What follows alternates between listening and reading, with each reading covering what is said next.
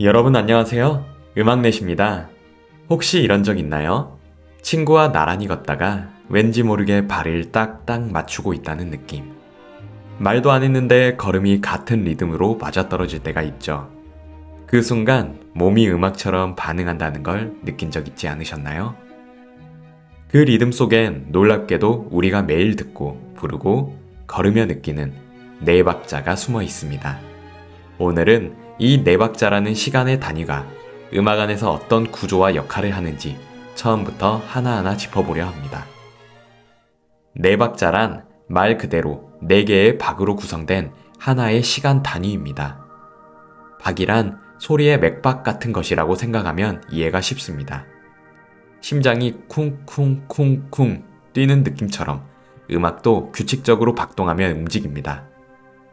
우리가 말하는 네 박자는 이 박동이 4번 반복될 때 비로소 하나의 묶음으로 느껴지는 구조입니다. 이렇게 한 묶음을 마디라고 부르죠. 네 박자는 네 박이 모여 하나의 마디를 이루는 기본 단위입니다. 그리고 이 네 박에는 순서와 기능이 있습니다. 그냥 4번 치는 게 아니라 첫 번째 박이 가장 강하고 나머지 박들은 점점 약해지면서 하나의 흐름을 만듭니다. 이 구조를 정확히 조금 더 살펴보면 1박이 가장 강하고 2박은 약하게, 3박은 다시 약간 강조되고 4박은 마무리처럼 가볍게 지나가죠. 강, 약, 중강, 약. 이 순서가 바로 네 박자 리듬의 기본 뼈대입니다. 음악에서 이 구조는 단순 반복이 아니라 방향을 만들어줍니다. 첫 박에서 출발해 넷째 박에서 닿는 일종의 움직임의 경로라고 볼 수 있어요. 그렇다면 이 구조는 왜 이렇게 만들어졌을까요? 왜 굳이 네 박으로 나눌까요? 한 가지 생각해 볼 질문입니다. 박수를 4번 치는 게 편할까요? 3번 치는 게 편할까요? 아니면 5번? 6번? 실제로 많은 사람들이 네 박 구조에 가장 익숙하게 반응합니다. 걸음, 말하기, 춤, 박수. 대부분이 네 박 구조를 따르고 있죠. 왜냐하면 두 발로 걷는 인간의 움직임 자체가 네 박에 가장 잘 맞는 리듬 구조이기 때문입니다. 이제 한번 직접 박수를 쳐보세요. 하나, 둘, 셋, 넷. 그리고 다시 하나. 이렇게 반복되는 네 박은 음악에서 리듬을 예측하고 여기서 뭔가 시작되겠구나 하고 감을 잡게 만들어줍니다. 그렇다면 이 네 박의 반복은 어떤 음악적 효과를 줄까요? 단순히 나열이 아니라 음악이 시작됐다는 느낌, 끝났다는 느낌을 만들어냅니다. 즉, 시간의 구조를 부여하는 틀이 바로 이 네 박자입니다. 그리고 이것이 앞으로 나올 프레이즈, 악절, 형식 구조의 출발점이 됩니다. 이제 그 네 박자 위에 어떤 멜로디가 얹히는지, 어떻게 한마디가 다음으로 넘어가는지, 그 구체적인 움직임을 더 자세히 살펴보겠습니다. 앞서 본 것처럼 네 박자는 시간을 4등분하면서 음악의 틀을 정해주는 기본 구조였습니다. 그런데 단순한 틀이 아니라 시작점과 강세가 어디에 있느냐에 따라 음악이 완전히 다른 인상을 주기도 합니다. 그 이유는 바로 프레이즈가 시작되는 위치와 강박에 놓이는 위치가 달라지기 때문입니다. 먼저 프레이즈란 무엇일까요? 음악에서의 프레이즈는 숨을 쉴 수 있는 한 줄입니다. 말할 때 숨 쉬는 구간처럼 음악도 멈추고 이어지는 구간이 존재하죠. 네 박자 안에서도 이 프레이즈는 어디서부터 시작하느냐에 따라 리듬과 느낌이 바뀝니다. 기본적으로 대부분의 음악은 1박부터 프레이즈가 시작됩니다. 이 구조는 가장 안정적이고 자연스럽습니다. 하나, 둘, 셋, 넷. 하나, 둘, 셋, 넷. 이렇게 반복될 때 듣는 사람은 여기서 시작했구나 하고 자연스럽게 방향성을 느끼게 되죠. 하지만 프레이즈가 중간에서 시작되면 어떨까요? 예를 들어 4박자 안에서 넷째 박부터 프레이즈가 시작되면 소리는 이미 흐르고 있는데 멜로디가 살짝 늦게 들어오는 느낌이 됩니다.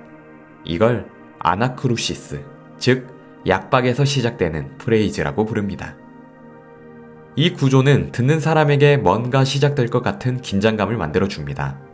왜냐하면 시작이 약박에서 들어오면서 강박을 향해 달려가고 있기 때문이죠.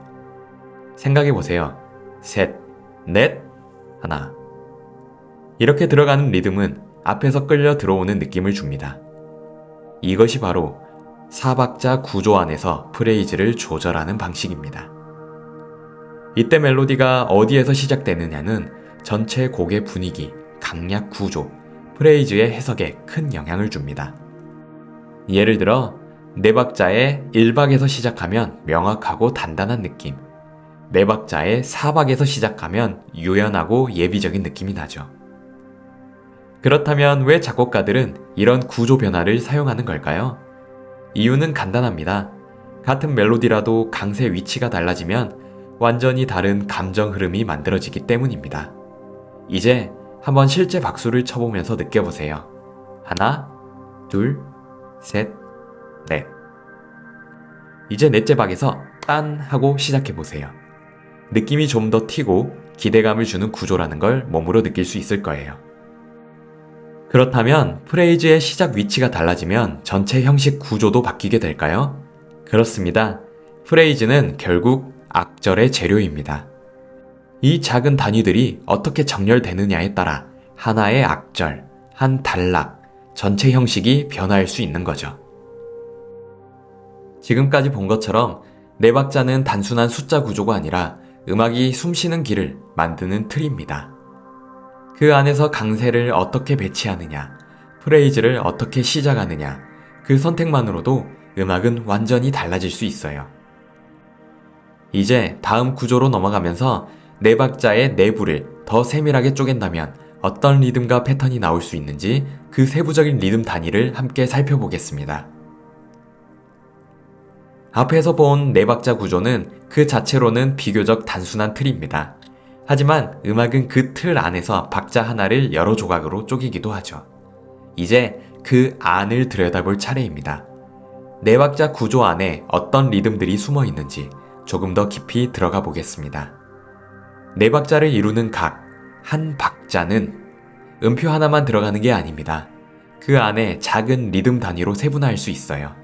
이걸 박자 내부 세분화라고 부릅니다. 예를 들어 8분 음표는 한 박을 둘로 쪼개는 리듬 단위입니다. 즉, 하나의 박자 안에서 소리가 2번 나게 되는 거죠. 직접 박수를 치면서 따라가 보겠습니다. 먼저 기본 박자입니다.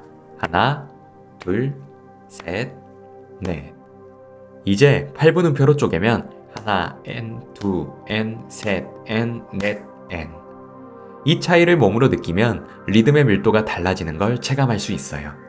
공간이 더 촘촘해지고 음악이 더 움직이는 것처럼 들리게 됩니다. 이번엔 같은 박자를 3등분하는 경우입니다. 이걸 셋 있다는 표라고 해요.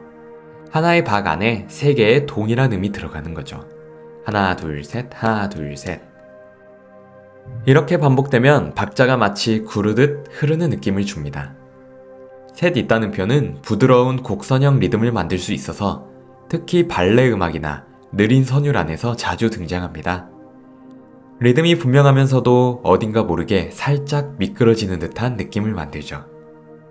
다음은 부정 음표입니다. 이건 음표 길이를 절반만큼 더 늘리는 구조입니다. 즉, 한 박 반 또는 2박 반 같은 리듬이 만들어지죠. 이 구조는 리듬의 당김을 만들어냅니다.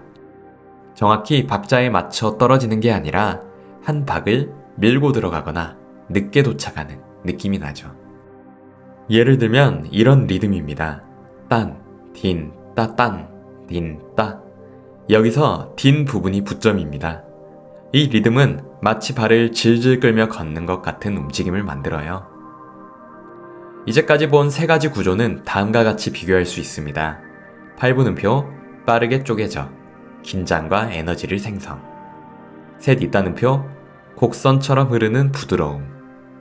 부점 리듬, 담김과 지연을 통한 리듬의 긴장감. 이 3가지는 모두 4박자라는 기본 구조 안에서 만들어지는 변형입니다. 그렇다면 이 구조는 실제 음악에서는 어떻게 사용될까요? 예를 들어 클래식 곡 중 슈베르트의 송어에는 풋절 리듬이 반복되며 물결치는 강의 움직임을 표현합니다. 이 곡은 실제로 고등학교 음악 교과서에서도 풋절 리듬의 대표적인 예로 소개되어 있어요. 또한 모차르트의 K545 1악장을 보면 8분음표 패턴이 지속되면서 감상자의 예측감을 만들어주는 구조로 4박자 리듬을 안정적으로 이끌어갑니다. 이제 질문을 하나 던져볼까요? 4박자? 그냥 4번 치는 거 아닌가요? 사실 이 질문 안에는 많은 초보 학습자가 겪는 음악 리듬 구조에 대한 흔한 오해가 담겨 있습니다. 많은 사람들은 4박자를 그저 하나, 둘, 셋, 넷 하고 박수치는 구조로 이해합니다. 하지만 그건 단지 박의 수량일 뿐, 박 안의 질서와 역할, 그리고 그 구조가 만들어내는 움직임과 방향은 전혀 설명하지 못하죠. 음악에서 4박자는 단순히 4번 치는 게 아니라 4개의 서로 다른 기능을 가진 박이 한 구조 안에서 반복되는 패턴입니다. 그리고 이 구조 안에서 박이 어떻게 배치되고 어디에 강세가 놓이고 프레이즈가 어디서 시작되는지에 따라 음악은 완전히 다른 표정을 짓게 됩니다. 정리하면 4박자는 다음 3가지 기능을 동시에 수행합니다. 첫째, 시간을 4등분하여 리듬의 뼈대를 만든다. 둘째, 각 박에 고유한 성격, 강, 약, 중강, 약을 부여한다. 셋째, 프레이즈와 형식 구조의 출발점이 된다. 이 3가지는 단순 반복이 아니라 음악 안의 시간과 에너지를 조직하는 구조 장치입니다.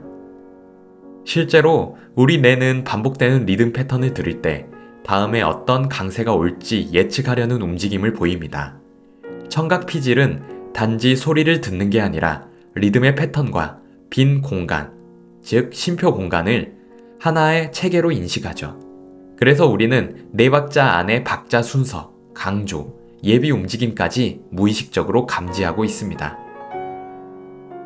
지금까지 우리는 단순한 숫자 구조로 보이던 4박자 안에 움직임과 예측, 긴장과 해소, 시작과 끝이 어떻게 설계되어 있는지를 들여다보았습니다. 그렇다면 마지막 질문을 함께 생각해 볼 수 있겠습니다. 우리가 4번에 한 번 숨을 쉬는 이유는 리듬이 필요해서일까요? 아니면 기억하기 위해서일까요? 4박자는 단순한 반복이 아니라 우리가 시간을 정리하고 소리를 기억하고 움직임을 느끼는 방식 그 자체입니다. 음악은 단지 소리의 예술이 아니라 시간을 살아가는 방식에 대한 은유일지도 모르겠습니다. 음악넷이었습니다.